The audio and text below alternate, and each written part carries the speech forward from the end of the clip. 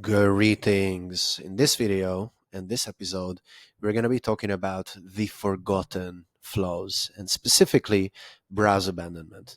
So, excuse me, what you can see here is the actual flows list of one of my clients. We're selling in Australia, as you can see, and this is pretty consistent alongside.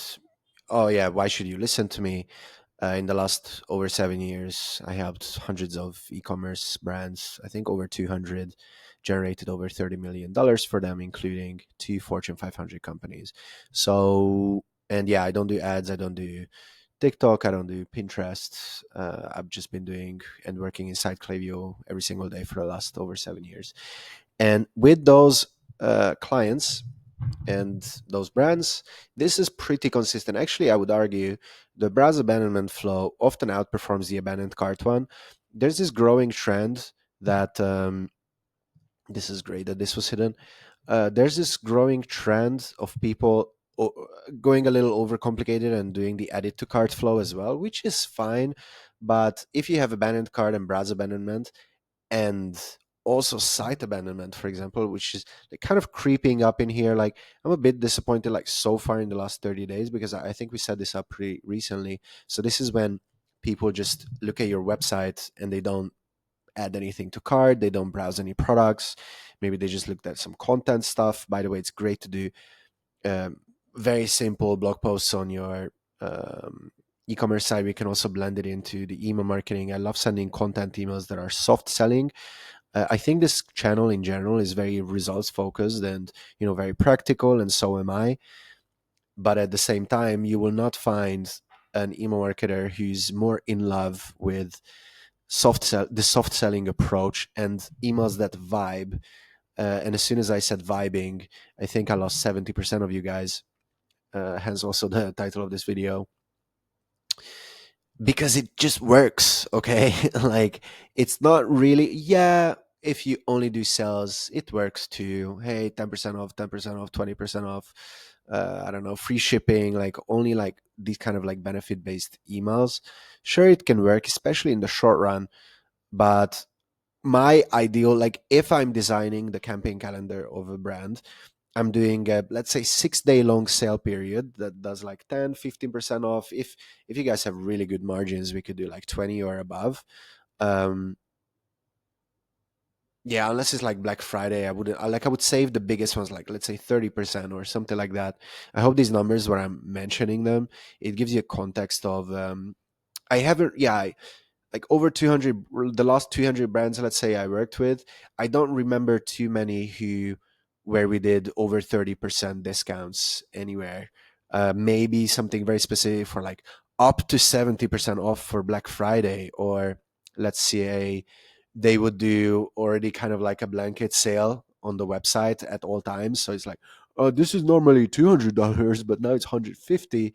So those are, and then for that, where they would say like, oh, already 25% off, and then let's say for Black Friday we added another 25, which would, actually, it's not 50%, it's a 25% over 25% off discount. It's a bit, you got to do a bit of math to complicate the exact amount, but often we would just simplify it and just say, hey, like, you can get up to 50% off, because some sale items are already on sale, and then on top of that you get an extra discount. And yeah, I just wanted to mention it. I think it's an important topic that not many people cover, or if they cover it, it's very like wishy-washy. It's not very practical. It's also what I find interesting is, you would think that the people who are the most advanced talk about the most advanced topics, and the people who are the least advanced, this is a call I'm about to have, people who are the least advanced, it would have been good to turn off my notifications, would it have not? um, and the least advanced people talk about the most macro stuff, but I found it to be the opposite. So people who are just beginning, they want to get the most practical stuff, and often they are attracted to the most advanced things, which is just wrong. I mean, the practical stuff is good in my opinion. Um, but at the highest level, it's mostly like, even on business circles, people mostly talk about mindsets, right? Like, you talk about your like routine and stuff, and what books you read. So anyway, back to the practical side of things. I created, yes, this slide, where yeah, browser abandonment discounts. Yeah, I just wanted to give you guys this context about like what sort of discounts other people are doing in the e-commerce ecosystem. And when it comes to, for example, the browser abandonment flow, this is an actual flow for one of my clients. So you can see viewed product trigger, which you need to enable in the Klaviyo integration settings with Shopify or your other e-commerce provider. And you can see, for example, very important, you set up these like profile filters. So that would be like, for example, and by the way, this is the interesting thing. So like when someone comes to me, hey, like, can you do my email marketing? I want to make it very advanced. What people don't realize is this is the actual stuff that's important. Like this boring things, like for example, excluding people who checkout started from the browser abandonment flow, because like logically speaking, you will already have an abandoned cart flow. If you haven't, then make sure you check out the abandoned cart video on my channel. I will also add a tag of it somewhere in this video. So yeah, you already have that one. So you want to make sure that people don't receive two flows at the same time. By the way, I would always recommend for flows, especially the most important ones, and I would, yes, I would categorize the browser abandonment flow as one of the most important flows. I would turn off smart sending and I would turn it on for the vibing content emails. Some people call these like Seinfeld emails. I think Russell Branson, for example, where it's just like it's just vibing. There's no point to the email, you just vibe, and there's a call to action button that works, which is the actual important things in email marketing. It's not the conditional split of the predictive analytics flow. One of the sexiest flows these days is expected date of next order, which is we're going to be making another video about that one shortly.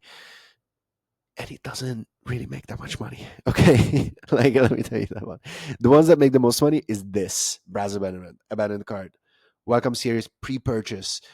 Also, just a good like paradigm shift that I had like a few years ago is your average order value and the niche of your business will determine if your emails should focus more on the pre-purchase or post-purchase. For example, if you sell coffee or something consumable that people can buy every month, it's actually post-purchase that are the most important emails, because people will, and it's usually like lower ticket items, and especially consumables, maybe supplements.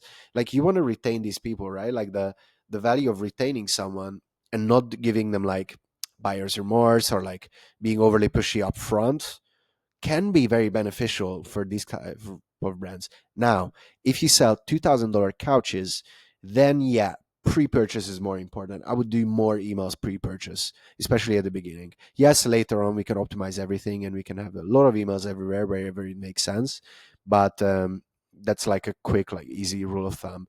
So um, yeah, very simple setup for the browser abandonment flow. You make sure you have these like profile filters done. Make sure it has not been in this flow. 13 days is kind of like an arbitrary number. I don't know how we came up with this one. I'm sure there was some scientific reason behind it.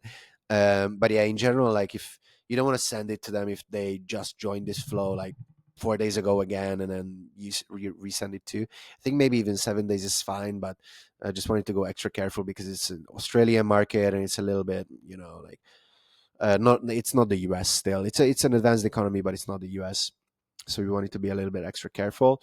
You can see that we're doing A/B tests on all of the flow emails. They're converting pretty nicely overall. We have 4 emails in there. We're not doing a discount in here because it was a client request, but it would be better. Like if you can do 10% off, even. I don't really like 5%. You can still do it, but at that point, you might as well just do 10 because people associate a higher value, intrinsic value, to something with 2 digits. Okay, like there's a big difference between 5 and 10%, and there's a very small difference in people's minds. And just in my experience in results, we A/B tested this a lot. 10% versus 15%, and the results were almost the same in terms of like sales. And actually, you could argue we made more profit with the 10% off sales because of the mathematics of it. 1 or 2 days delay between after the first email is sent after 2 hours of this viewed product thing, and make sure they didn't place that order. um, yeah, and yeah, that was just a very quick introduction to the browser abandonment flow that nobody talks about. Make sure you like, subscribe, comment, all of that good stuff. If you got this far, I love you, as you know, and have a great rest of your day.